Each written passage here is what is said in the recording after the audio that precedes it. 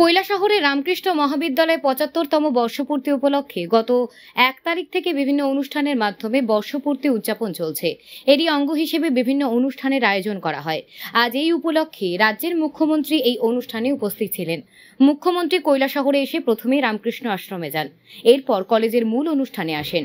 একটি ফটো গ্যালারির ফিতা কেটে দ্বারোদ্ঘাটন করেন এবং ফটো গ্যালারি ঘুরে দেখেন। এরপর রক্তদান শিবির পরিদর্শন করেন, রক্তদাতাদের সাথে কথা বলেন। এরপর অনুষ্ঠান মঞ্চে প্রদীপ প্রজ্বলন করেন।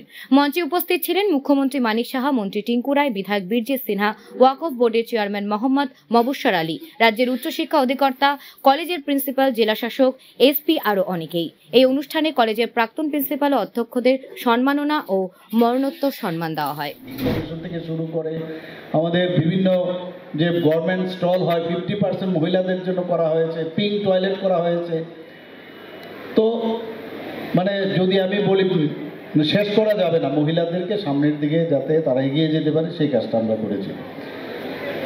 আমরা ন্যাপ ন্যাশনাল এডুকেশন পলিসি মাননীয় প্রধানমন্ত্রীজি 34 বছর ধরে সেটার চাহত ছিল এতদিন ধরে যে ন্যাশনাল এডুকেশন পলিসি, এবং সেটা ওনার কারণে সেটা সম্ভব হয়েছে।